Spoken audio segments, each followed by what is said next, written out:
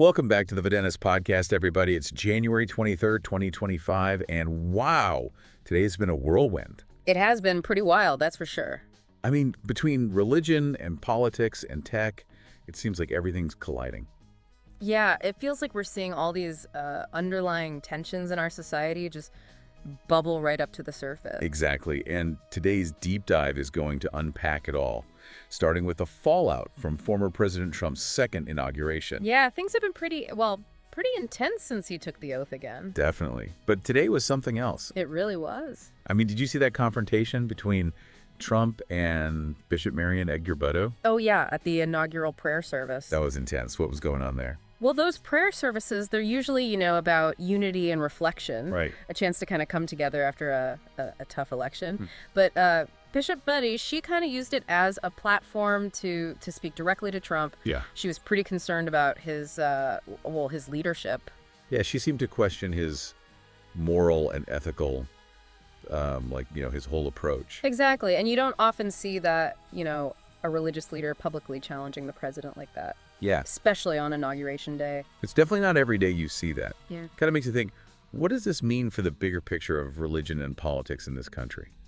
It's an interesting question. I think it really reflects, a lot of religious leaders becoming more outspoken. Like, especially those in, mainline Protestant denominations. Right, exactly. They are getting more and more vocal about social and political issues. You could even say it's similar to, the civil rights movement. Oh, yeah, like with Martin Luther King Jr. Exactly, where religious figures like him really challenged injustice. Yeah. So Bishop Bood, I think her actions make us think about the role of faith in our public lives. Right. And, the responsibility that religious leaders have to speak truth to power, as they say. It's almost like we have this idea of the separation of church and state. Mm-hmm. It's in the Constitution. Right. But then things like this happen and those lines get all blurry. It's definitely a complex issue, and we see it all over, Yeah, and even with the public reaction to this whole thing. Oh, yeah, it's been so divided. Just like everything else. Exactly, mirroring that polarization we see in society. Some people are like, wow, good for her, and others are saying it's totally inappropriate to get involved in politics. And speaking of controversy, we got to talk about Elon Musk. Oh, boy. Yeah. That gesture he made at the post-inauguration event. Yeah. Some people are calling it a Nazi salute. Yeah, it's caused a huge uproar. So Musk, who, just to remind everyone, is the head of Trump's Department of Government Efficiency. Right. He was thanking his supporters, and he raised his arm in a way that looked a lot like, the Sieg Heil. Oh, wow. Yeah. And, the Nazi salute. Right, so you can imagine the backlash. Especially from his daughter. Oh. Yeah, his trans daughter, Vivian Wilson, she was really critical of him. She's called him out before for his views on transgender issues. Yeah, and for dead-naming her and misgendering her. Exactly. So this incident, it really brought all of that back to the forefront. What did you think about Musk's response?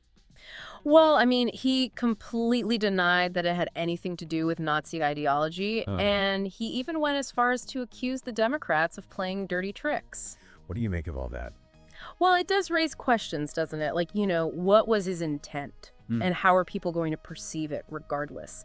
Symbols, especially in today's world, they're so powerful. Well, they're so loaded. They can easily be misinterpreted. Especially with the, the increase in hate speech and extremism that we've been seeing. Oh, absolutely. It's a really sensitive climate right now. And this is all happening, against the backdrop of that recent surge in anti-Semitic incident. Exactly. And it's not just some abstract debate. Yeah. It's having real consequences. It really is. And it also makes you think about power dynamics. I mean, here's Musk, this massively influential figure in tech, making a gesture with this horrific historical baggage. It's a stark reminder that even seemingly small actions can have these, ripple effects. They really can. It's kind of like this whole thing with FEMA. Oh, yeah. Where you see the power of individual actions clashing with these huge institutions. Definitely. Trump's calling for them to be abolished. Right. Saying they're messing up disaster relief and even discriminating against his own supporters. Yeah, he's claiming that FEMA is deliberately holding back aid from people. Wow. Specifically people who display his signs or flags, Oh, really? Especially in places that got hit by the recent hurricanes. So is this just talk? Or is there any weight to these accusations? Well, Florida Attorney General Ashley Moody is involved. She's a big Trump supporter. Yeah. Huge.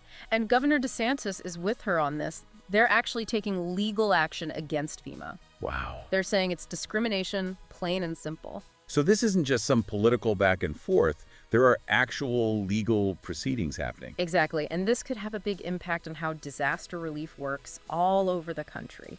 It's a scary thought, you know? Totally. Imagine if aid depended on your political views. Right. It goes against everything that humanitarian aid is supposed to be. Absolutely. I mean, ideally, politics shouldn't even be a factor in disaster relief. Yeah. But, how do we stop bias from creeping into these systems? It's a tough question. It really is. Whether it's conscious or unconscious, it's a problem. We got to look at everything, FEMA structure, funding, oversight, the whole 9 yards. Yeah. Make sure it's all impartial. So what evidence is there to support these claims of discrimination?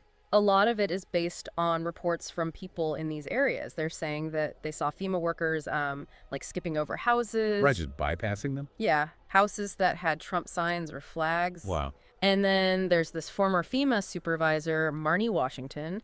She claims she got fired for speaking out about this whole thing. About the discrimination. Yeah, she's saying it's systemic, built into the agency. That's a serious accusation. What did FEMA say about all of this? Well, they denied everything, of course. Right. They fired Washington and called the whole thing reprehensible, saying that they help everyone regardless of politics. It's hard to know what to believe. Yeah, it's a lot of he said, she said right now. So where could this legal battle go? How could it affect FEMA in the long run? Well, it could lead to some big changes in FEMA. Like what? Maybe stricter rules about how aid is given out, more oversight, that kind of thing. Yeah. But on the other hand, if it turns out that these accusations are false, Yeah. well, that could really hurt people's trust in the government, I see what you mean. Fuel those deep state conspiracies and all that. It's amazing how we see these same themes pop up in all these stories today. It is, isn't it? Power, accountability, truth. It's all connected. Exactly. So with Bishop Budd, we see someone using moral authority to challenge political power. Yeah. With Musk, it's about the responsibility of influential people and how their actions can have these huge consequences. And with FEMA, it's about transparency and accountability in government agencies, especially when they provide such essential services. It's heavy stuff. It is. And it feels like with technology changing so fast, all these issues are just going to get more complicated. I think you're right. It really blurs the lines between our personal and political life. It does. And it makes you wonder, where do we go from here? That's the big question, isn't it? How do we make sure that leadership is ethical, that aid is given fairly no matter what? Right. How do we hold those in power accountable? Especially with technology changing so rapidly, how do we make sure it's not misused for political gain? These are questions we all need to be thinking about. Yeah, we can't just sit back and watch things happen. Exactly. We've got to be informed, engaged, and make our voices heard. We need to demand transparency from our leaders and institutions. Absolutely. And push for policies that reflect our values. Yeah. I mean, it's like we're at this turning point. What we do now really matters. I think so too. So as individuals, how do we even start to make sense of all this? Well, first we have to know what's going on. Yeah, be informed. Right, and have these conversations. Engage with it all. Yeah, and watch out for all the misinformation out there. Challenge that stuff. It's easy to get overwhelmed. It really is, but we can't just give up. We got to hold our leaders accountable, demand transparency from these big institutions. And actually do something, not just talk about it. Exactly. So what can our listeners do, in their own lives?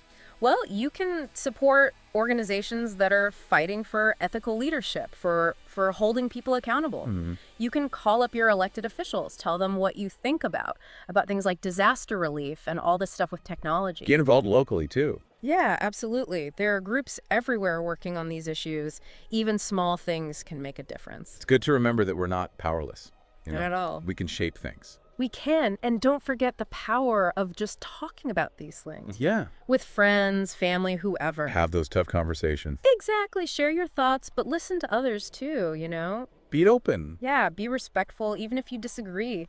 These conversations, they help people understand what's going on. They can really make a difference. They can. Well, we've covered so much today. We have. From the role of religion and politics to how technology is changing everything. Yeah. So, as we wrap up this deep dive, what's the one thing you want listeners to take away from all of this? I'd say, remember this, power is always shifting, and technology, well, speeding everything up. Yeah. More than ever, we have to be informed, think critically, and speak up for what we believe in. We have to make our voices heard. We do, because the future, it's not set in stone, Right. It's what we decide to make it. That's a great point. Thank you so much for joining us today. It's been a really insightful conversation. Thanks for having me. I enjoyed it. And to our listeners, thank you for tuning in to the Videntis podcast. We hope this deep dive gave you a lot to think about and maybe even inspired you to get involved. So until next time, stay curious, stay informed, and most importantly, stay engaged.